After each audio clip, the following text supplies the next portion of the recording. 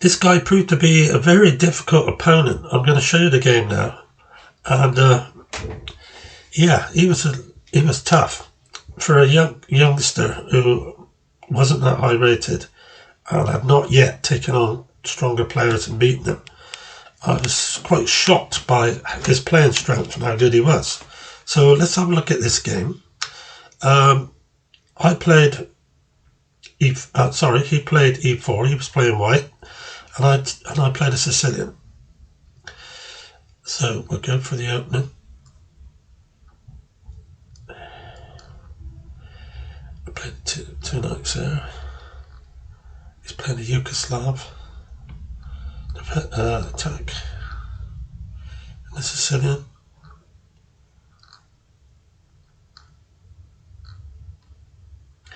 And as you can see, as early as move 10, he's starting to play aggressively without castling. He's already throwing a pawn up at my king side. I'm not panicking, but when I see that, I know that the player is obviously very confident that he can do well. So I brought my knight into the middle to attack his bishop, and also to be on that right side of the board should I need to retake or anything on g6. So I went queen a5. Now I know he can play f4, but if he does, I can go into g4. Castles queenside. That's interesting because I have a half open file there, and I can also throw in b5 at some point. So I'm quite pleased at this time. I got the bishop out so as I can connect the rooks and bring them over onto the c file and attack his king, which is normal for this Sicilian opening. Now he did what I thought. He pushed the pawn, but I didn't take it. I moved my rook across. I was concerned that he might, if I played pawn takes pawn, or knight takes pawn, and he went rook takes knight, pawn takes, and then played bishop g6, that he might have some attack, but especially on the f7 square later. So he went pawn takes pawn, I went knight takes, that was why I brought the knight across there, just in case, as I mentioned. So he's coming in quite hard now with bishop h6. He's learned with the Sicilian that often, especially Nidorf or anything like that, or if you're playing a dragon defense, that just castle queenside, throw the pawns up, and the mate will follow. It doesn't always happen like that, but it is. This was something Fisher once said, and he proved it many, many times. So I went, instead of exchanging, I went back to h8, which was obviously the best move, because if I'd taken, he would have taken on h6 with the queen checking me, and then tried to kick the knight away. Well, he would have kicked the knight away with g5, and then mated me. So I played e5. It is blocking in my bishop from being able to bear down on that a1 h8 file, but I had to kick this knight out of there. It was dangerous. Yeah, so I played.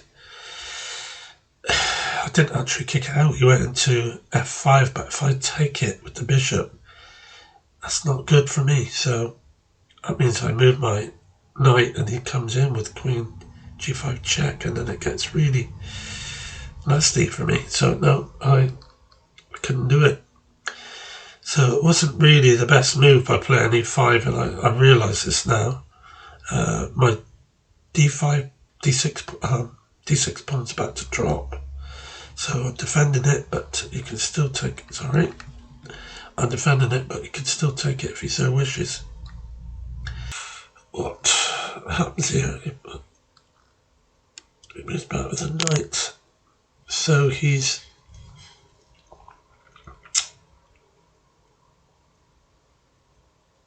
Let's just go back and look at that again. Yeah, he took my bishop, and then I took... Sorry, it wasn't a pawn he took the bishop. So he's not lost any material. he's dropped the knight back to, and that's a good move because it's threatening knight takes, pawn takes, queen takes. Very dangerous. So I went king f7. It does block off my queen on that rank, but it's very important that I get my king out of pins and things. But he's got a strong attack. How he takes it up from here, I'm not sure. But he's come up against brick wall now. I think I've ridden the storm. It's gone back to h4, and I've pushed the pawn on my side. I must try and get an attack going again.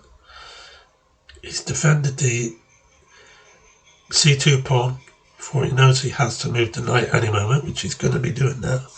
Otherwise it would have been mate. So I can't mate him yet, but I can continue to attack the knight. And this was good for me because he played b3. I like that because that means he's now got weaknesses around his king. But I have to exploit those weaknesses. And this is the tough part. So, first of all, let's make sure my king is 100% safe. Or as safe as can be.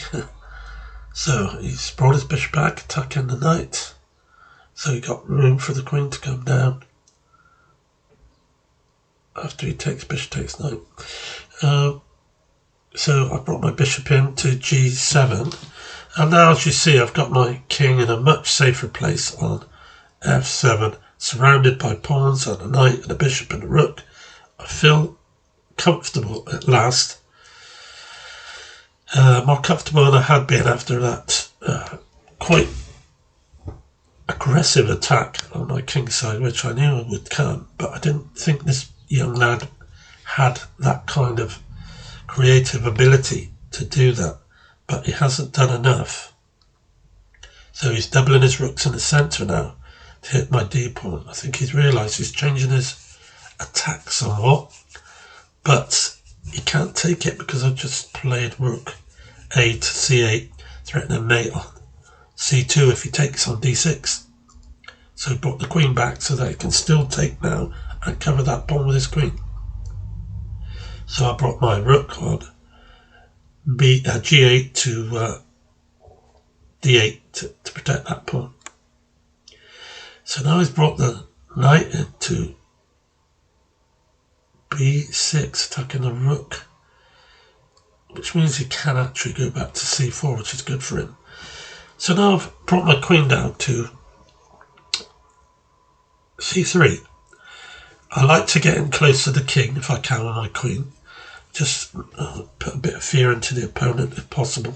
He's not going to take my rook because I'll mate him on a1.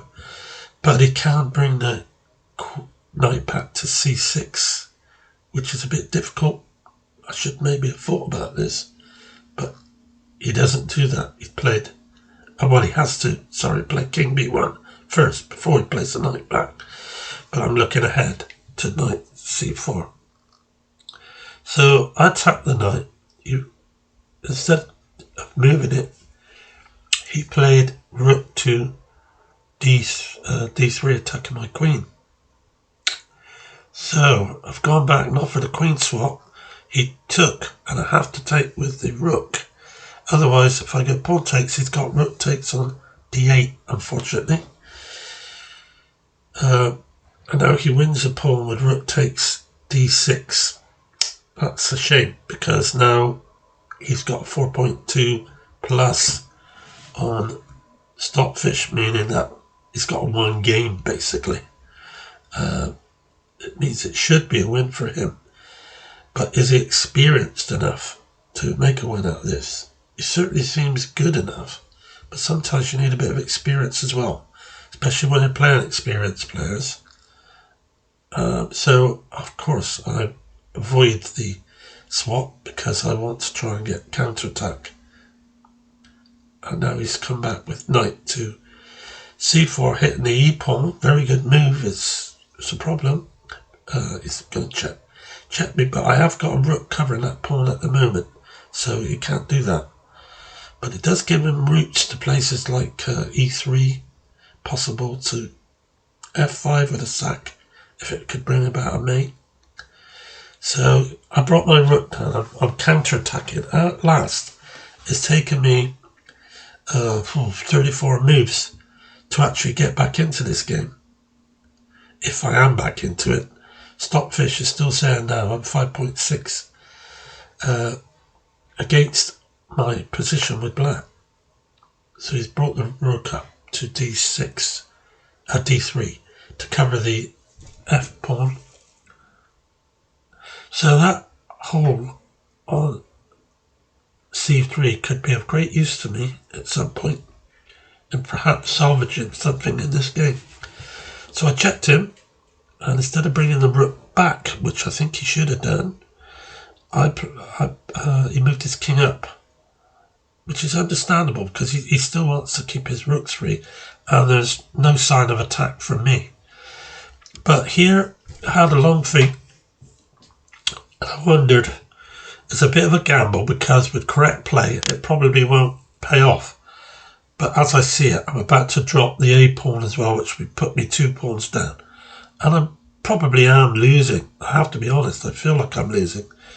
So I played knight into d5, blocking off the 2 rooks, and he saw that if he went,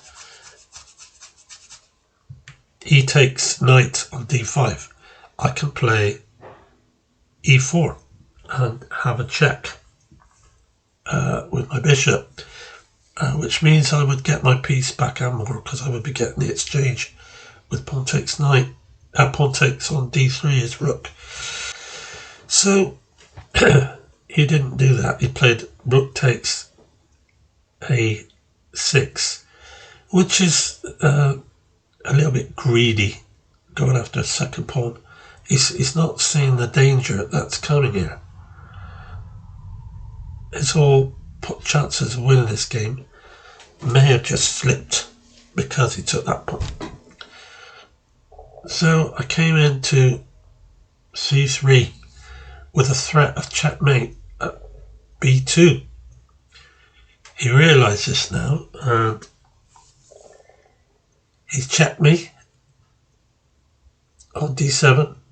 I've gone into g8, then he checked me again, and I've gone into h7. If he had time to play rook on a to a7, then I'm in real trouble, because I can't defend that pinned bishop and I can't get out of there either. So this is where I had to try to save the game. I can't win it. So he brought his bishop back to stop me checkmating him, and I played knight d1 check.